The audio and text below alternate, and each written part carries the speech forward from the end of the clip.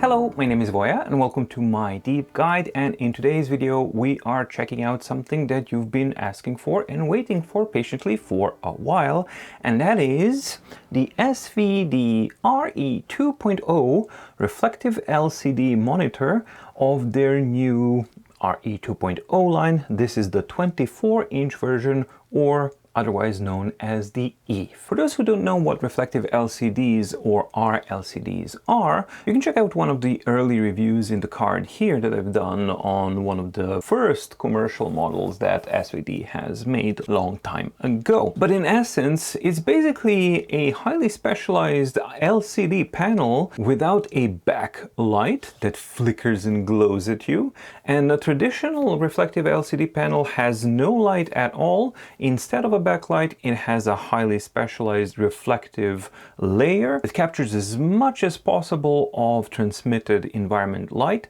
and reflects it back in a scattered manner to equally illuminate all of the LCD cells on the panel. These displays rely entirely on the environment light, and therefore they truly shine, no pun intended, in the outdoors. So more light you give them, better they will perform, which is actually the exact opposite of a traditional LCD panel, because a traditional LCD panel is going to struggle really a lot in a sunny day, and it's going to consume a lot of power because you're going to have to pump up that backlight as much as you can, all in vain, because it's still going to be completely bleak and barely usable. Whereas a reflective LCD panel will effectively bask in the sunlight and give you a very different type of a viewing experience indeed. However, when you move a reflective LCD panel indoors and in subpar lighting type of conditions, for example, a cloudy day in a room with the window to the side or not enough light coming in through the windows,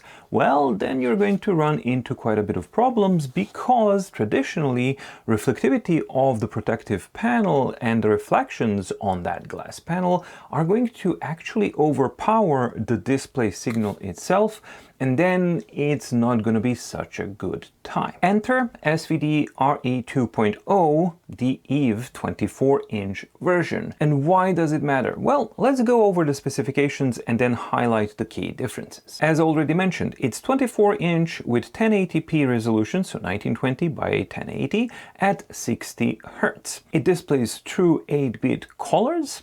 And here's one of the three new important things. It has an adjustable front light, although single color. You cannot adjust the color, but you can adjust the intensity of that front light. The second important difference is the protective lens with an enhanced anti-glare layer, which is specially designed to diffuse all of those reflections that I talked about earlier and give you a better viewing experience. In theory, we have a kickstand that goes up to 45 degrees, which is okay, but it's better when it goes a little bit higher so that you can get lower type of angles and that more light from the ceiling and from everywhere is actually captured by the panel. But that may not be that important in this case because it does have that front light. And the third point of improvement for the SVD RE2.0 is the connectivity, and it comes basically now fully equipped because it has one HDMI, one DisplayPort, one USB-C, and those are all used for display connectivity. But on top of that, you also have two USB-As as a USB hub and one 3.5mm audio jack. The weight is at impressive 4.8 kilos, so it's not really a portable type of a thing. And the price is even more impressive because this is a highly specialized type of technology and it doesn't really sell by the loads. So the price for this 24-inch 1080p 60 Hz monitor is $1,699 US. Ouch! The key differences in the EVE monitor, them being 4 of them. So first one is we have a smaller physical size. Previously we had 32-inch monitors, which were simply too big and too bulky, and also at 1080p resolution, not offering that nice of a image density. 24-inch 1080p is a nicer balance and a much more feasible type of surface that you can arrange around the room. We have expanded connectivity, which means that SVD has been listening. We have that anti-glare layer, again, means that SVD has been listening. And we have the adjustable front light, again, SVD has been listening. So let's start with the design and the build quality. And this thing is built like a tank, and it weighs as much, as I mentioned, 4.8 kilos, effectively 5 kilos, and that is a lot for a 24-inch monitor. It's built fully out of a metal shell. Everything that you touch is basically metal. Kickstand is nice and smooth but firm, so it holds all of that weight in a nice way. But if you don't want to use the kickstand, it is VESA compatible. There is a rather wide bezel all around the screen, and yes, of course, it needs to have a wider bezel because of the added front light, but we've seen other devices with much thinner and more elegant bezels executed with the front light as well. This kind of feels a little bit like a step back as far as design itself goes. On the right hand side you have the OSD menu buttons, which are again metal, and they feel really good. All of the connectivities are on that right hand side as well. The main point of monitor is actually the image quality and performance. So let's start with the outdoor image quality and performance first, because this is the special area of a reflective LCD panel where they, pun intended, shine, or are supposed to. I've been using several RLCD panels over the years, but actively I've been using this year the EaseEye 2.0 monitor that they have, which is without a front light and is like as raw as possible of an RLCD experience, which is not that good indoors, but outdoors it's extremely good. So I've gotten used to certain work aspects of that monitor, and when I switched over to the SVD and used it in the same type of conditions, using the same type of setup and everything, I noticed something different, and it has to do with that anti-glare layer. Immediately I reacted to a couple of things. The first one is that the sun itself as a reflection, depending on where you actually look at it and how you catch it, that reflection can turn into this massive glare that is diffused, distributed across almost the entire surface of the screen. Granted, that's not going to happen when your sun is behind you or on top of you. However, when the sun starts to get to the side, then it would actually become a real-world issue that would be present while you were normally working. So instead of your regular dimmed but really sharp and well-defined reflections, which is what you normally get on a reflective LCD panel, here you don't have that. They are completely diffused, but if the light intensity is strong enough, it will glare. The second thing that I noticed was the image quality, but I was not entirely sure if it was due to the glare or something else, but I started to notice that it didn't seem sharp enough and it seemed to be darker than what I'm normally used to. Overall use was good outside. It was just that these things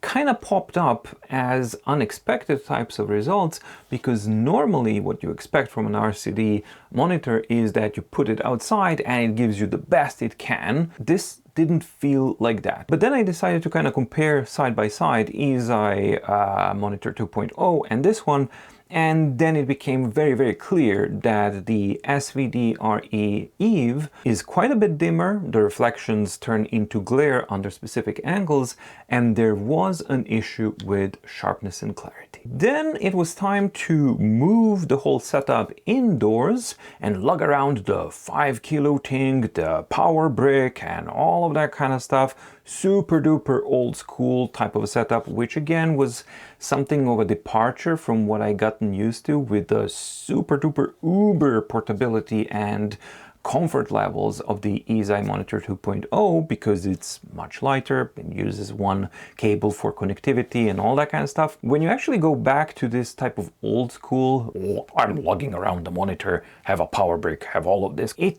again felt dated. So when I moved it indoors, without the front light, that darkness issue and lack of clarity became even more apparent, and basically the Eve without the use of front light, just as a regular RLCD monitor indoors. The examples that you see here are all with fixed camera settings, and outdoors it's cloudy, but it's a fully open big window right next to the table and the monitor. And even in those conditions, realistically, it's not usable. Other RLCD monitors would be barely usable, but dimmed content of the RE 2.0 EVE basically just pushed it into that unusable category. I would not be able to use that monitor in any kind of setup in cloudy conditions. But that's why you have that front light. And as soon as you click it on, even at 1% of intensity, the whole story completely changes, and then it becomes clear what the RE 2.0 EVE has been designed to be used for. It has been designed to be an RLCD monitor that is possible to be used in majority of indoor environmental and lighting conditions. The front light intensity is extremely easily accessible because you have dedicated brightness controls, and you just go increase and decrease a level of brightness, which is effectively increasing and decreasing the intensity of the front light. The front light range is actually quite large. Even at 1%, it is perfectly usable. It doesn't glare, but it definitely helps distributing the light across the panel. Because it doesn't have LED arrays on all of the sides, it just has them on the top and the bottom layer. The front light distribution is not even, and it's not really that good as it is on, let's say, e-paper devices. Then you start pumping up the intensity, and for me, at around 30 to 40% in dark conditions, it was more than plenty to comfortably use the monitor. Over 50% to 100, it does actually start to kind of glow, and you could use it even in a completely dark room, which means at night time as well, which was completely impossible for previous models. However, more intense the front light actually is, it will wash out the contrast and it will wash out the colors, which are already washed out to begin with. So the promise of the front light really delivered on all fronts except the uniformity. But fairly quickly you kind of get used to it and you don't notice it as much as the very first time that you start to use it. Point number one, front light, check. It is genuinely a transformative experience for an RLCD monitor. But then I started to notice something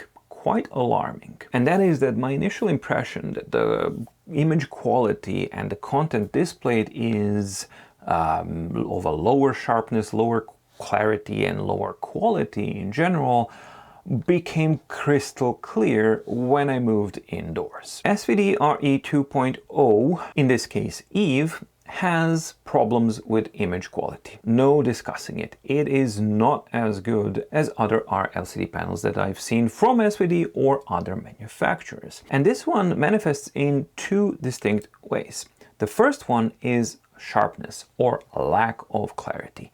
And that one is actually quite severe. When I hooked it up to regular content and I read a web page, it's definitely noticeable. So it forced me to zoom in and enlarge the content in order to have a better type of readability. And it seems that there's like a threshold for the size of the content that is going to be readable. And when you go below that threshold, then it becomes basically illegible. You do have sharpness control, which is completely bugged out, by the way, because it have a range from 0 to 100. It goes in 10 ranges, so 0, 10, 20, blah, blah, blah. But the effective sharpness levels, you only have 3 of them, low, medium, and high, and they are at 40 is low, 50 default is medium or normal, and then high sharpness is at 60. Low sharpness is completely unusable. Normal and default sharpness is usable for large content, but you don't really want it. So effectively you have to use the high sharpness or 60 level in order to get the readability to a better level so that you can somewhat comfortably use the monitor for normal reading practices. However, when I switched over to my Linux server and I just wanted to see like how does it handle a terminal content there, I was actually quite shocked. Because of that small font that a headless Linux server uses, at any kind of sharpness levels, it was basically illegible. I mean, at low sharpness, you cannot, it's just blobs. At medium sharpness, it's still blobs, but if you know what the content is, you can guess what it is. And then at high sharpness, you can guess with a little bit more assurity what the content might be. But neither of them are what I would classify as readable. I think that the sharpness issues and the dimming of the image come from that anti-glare front panel, and the added distance of the front light layer all affect the image quality and image clarity. Another point of the SVD's image quality when I brought it indoors was, and I think it also has to do with the anti-glare layer, is that there's some strange artifacting that's almost like dithering, but it's not, because when you start actually moving the content of the screen, it's static. So to me, it seems it's either how the front light is distributed, or that the application of that anti-glare panel is maybe uneven in some way. But it's again something that's very, very noticeable, very, very strange, and absolutely something that I would characterize as diminishing image quality aspect. And colors, while you can see them and they are clearly differentiated, they are fairly pale. So don't expect to be able to use this monitor for any type of color relevant content. That being said, watching colorful videos was entirely possible and actually enjoyable, because the reflective LCD panel with a combination of front light still offers a completely different overall viewing experience than a traditional LCD or an OLED screen offers. The front light on this panel is not using pulse width modulation, so you don't get any flickering of any kind, which means that it's easy on your eyes, which is the whole point of this type of technology and this type of monitor. So what's the real world use of this monitor like? Well, in outdoors, the image is noticeably less crisp and dimmer than what you would normally expect from an RLCD panel. Depending on the position of your primary light source, the glare can be quite a real issue. And for some reason, it gets to be really hot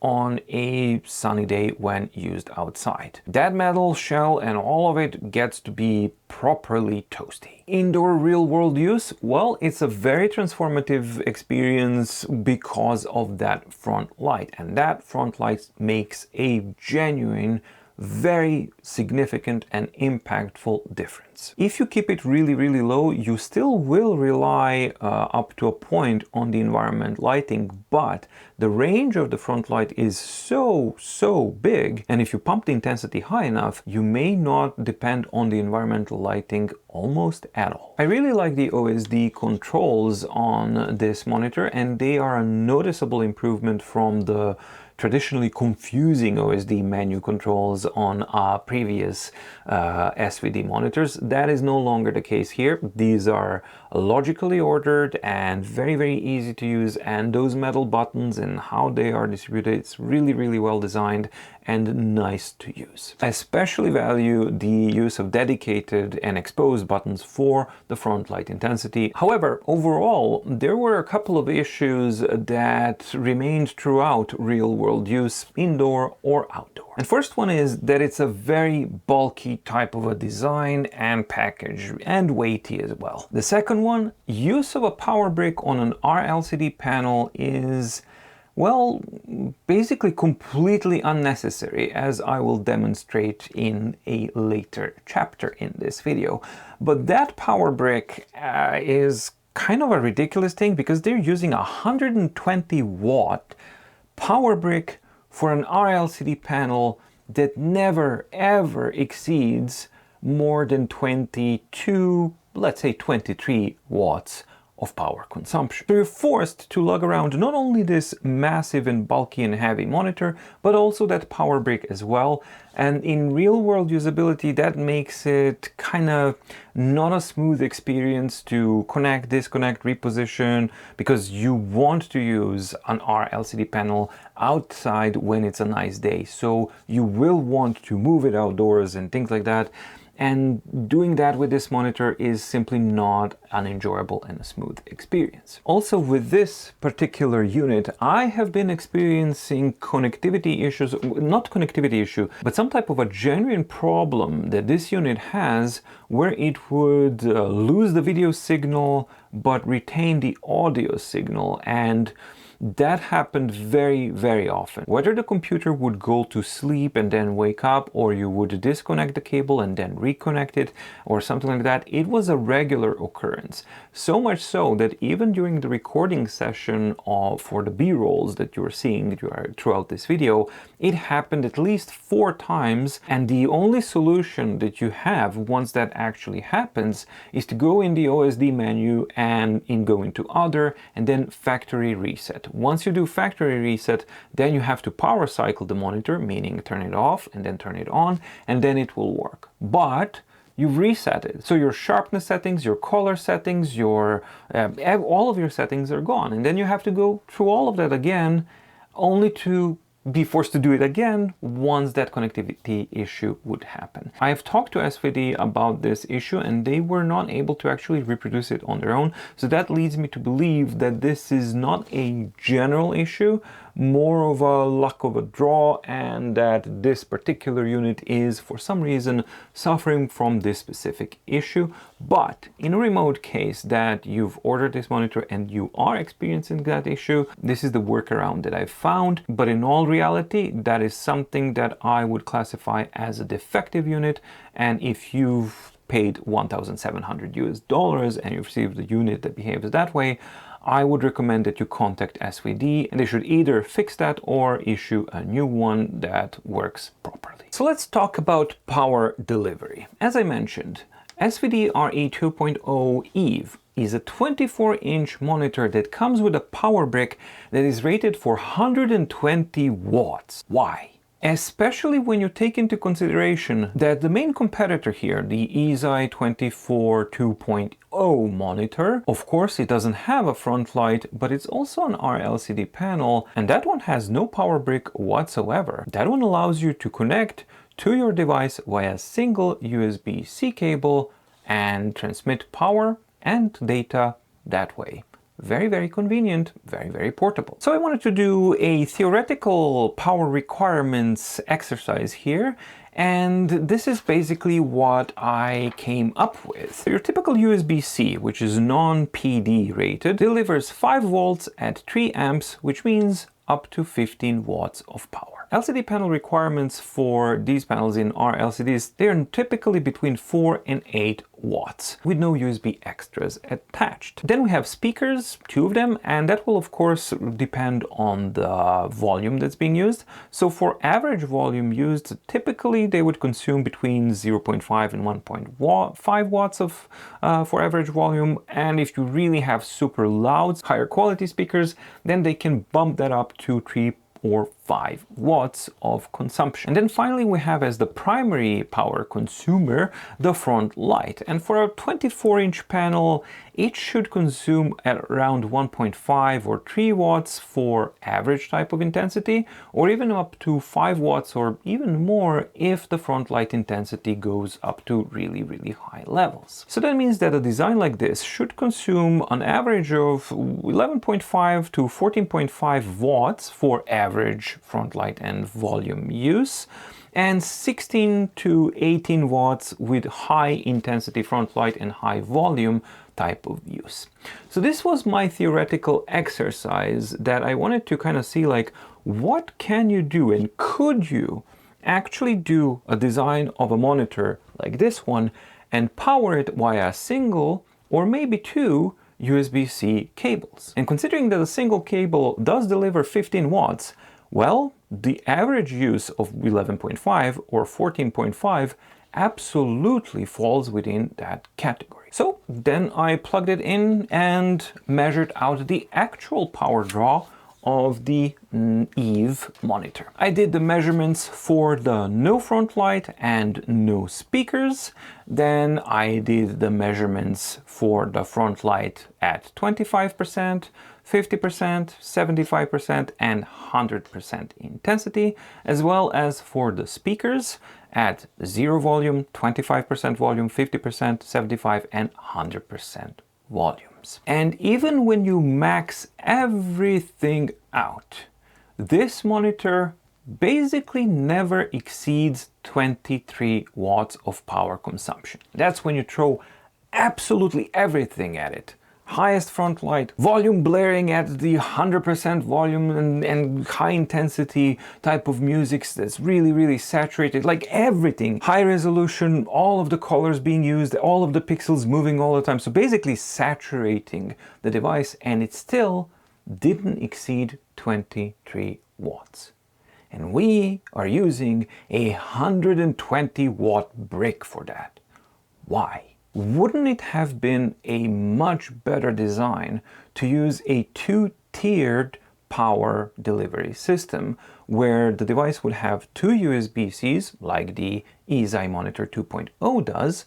One is for combined power and display signal, and the other one is for power distribution only. And then you could also have a smart system in your monitor itself and limit the intensity of the front light and the volume of the speakers when you're using a single cable, so that it never exceeds 15 watts. And when I tested that, that's more than enough, because at the normal comfortable listening levels of music and front light set to around 40% intensity, which was for my use case scenario too much, but even as such, it was well within the 15 watts limit. But you could keep the super high intensity front light levels and super high volume levels of the speakers by adding that double-tiered power system distribution inside, and allow the system to basically intelligently understand, hey, I got this much power, therefore I'm going to limit the front light intensity and speaker volume. Hey, I got two cables, so I got, let's be conservative and say 30 watts, but in most cases you would have 45 watts, but even so, I got 30 watts, and then I can actually go and do the whole bonanza. And then you would have this type of a monitor without the use of a brick that is completely unnecessary from a design standpoint, from a power consumption point, and from everything that I've seen. So this is another point that actually makes this $1,700 monitor feel dated. So it's time for the final thoughts about the SVD RE 2.0 24-inch Eve monitor. Now let's start with the bad. I got my list here. The anti-glare protector can be a real-world issue depending on where the light source actually is, and that anti-glare protector actually leads to the second very important bad point, and that is diminished image quality and brightness. That is a very real concern that I do have, because it's something that you almost immediately notice on this monitor. Is it catastrophic? Nope, but it is not as good as it is on RE 1.0 or previous generation of SVD monitors. As I've thoroughly explained, the power supply is a bad point. It's quite heavy. 45-degree angle of the kickstand is somewhat limited. A range of up to 60 would have been nicer to see. And the before mentioned connectivity issues that I've had that required me to reset the monitor, power cycle it, lose my settings, and it would continuously happen. But again, I think that's attributable to this specific unit, not to the overall model itself from the standpoint that I have right now. But if more users start to actually experience this issue, then it becomes an overall bad kind of a thing to keep in mind. What are the good points of this monitor? Well, the build quality is really good. Front light is the absolute best aspect of this monitor, and it is a complete game changer for this screen. These types of screens realistically can be used indoors in very specific type of scenarios and setups, But with the front light, that is completely changed, and this is a much more in line of a kind of a slot-in type of a replacement instead of your traditional screen. Expanded connectivity with the HDMI, DisplayPort and USB-C and 2 USB-As for a hub make it a really welcome change. VESA mount capability is a welcome thing, especially with the front light in mind, because that means that the positioning of the screen is no longer super reliant on your light sources, and that means that, well, then you can use your VESA mount and mount the monitor where it fits your needs best. So what's the overall impression of the Eve? The first note that I put here is that SVD RE 1.0 was a significant step forward in design, sleekness and quality.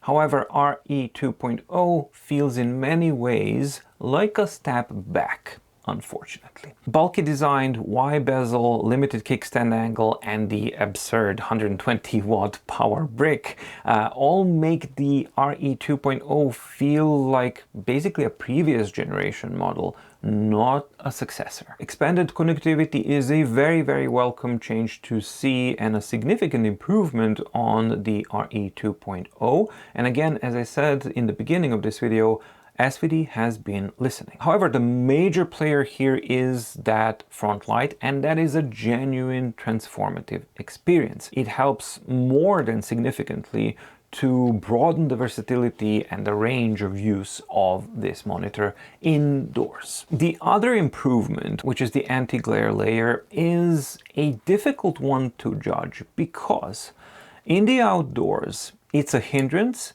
in the indoors it definitely helps. It diffuses reflections in a really good way, and when you actually put them side by side, for example, the EZI 2.0 monitor and the RE 2.0 monitor, the difference indoors is absolutely humongous. There is no comparison whatsoever. All of the reflections are completely gone, especially when combined with that front light. However, when you put them outdoors and the angle of the sun is such that it actually hits that anti-glare, well, then yeah, there's an enormous difference between the two again, but this time in favor of the monitors that are not using that anti-glare layer. So it really depends on your light source and on your setup whether that anti-glare layer is going to be a hindrance or a help. But overall, the SVD RE 2.0 24-inch Eve monitor, I think that it represents a significant step forward in versatility and usability of RLCD monitors as a technology. However, it is a first step and a first example for SVD in that direction, and as such, it has growing pains. And unfortunately, the main purpose of a monitor is to deliver image quality content to you, and this is where Eve doesn't really deliver as what I expected it to. So you have this kind of a conflicting situation. You have a 24-inch RLCD monitor with the front light, with anti-glare, and it delivers on all of that, and it does. It really genuinely works. Makes a really significant difference. But at the cost of $1,700, which is a really huge amount of money, but also at the cost of image quality, and that one is something that is a very important consideration for the potential buyers. Is the trade-off worth it? Well, yes, because the traditional RLCD monitor is completely unusable in certain lighting conditions that the Eve can tackle without any problems. You just need to be really aware that you cannot and should not expect the crispness and clarity of a traditional RLCD monitor on the 24-inch Eve. That's it from me for this video. I hope that you liked it. If you did, please like and subscribe and ding the notification bell in the description below to get notified when new videos come out on my deep guide. You've noticed that I've been talking about the EZI Monitor 2.0 throughout this video, and that is because that is the most logical point of comparison, because that's another 24-inch RLCD monitor, but in that case it represents something completely different. It's like a raw LCD experience, whereas Neo is something different, trying to move the RLCD technology indoors and kind of decouple it from the dependency of the environmental lighting. So on the surface of things, they are very, very similar, but they are also representing something completely different. So next week you can look forward to a video where I do a direct RLCD 24-inch shootout between the SVD RE 2.0 Eve and the EZI Monitor 2.0. I hope that you liked the video. Thank you so much for watching. Stay safe, stay healthy, and see you in the next video. Bye!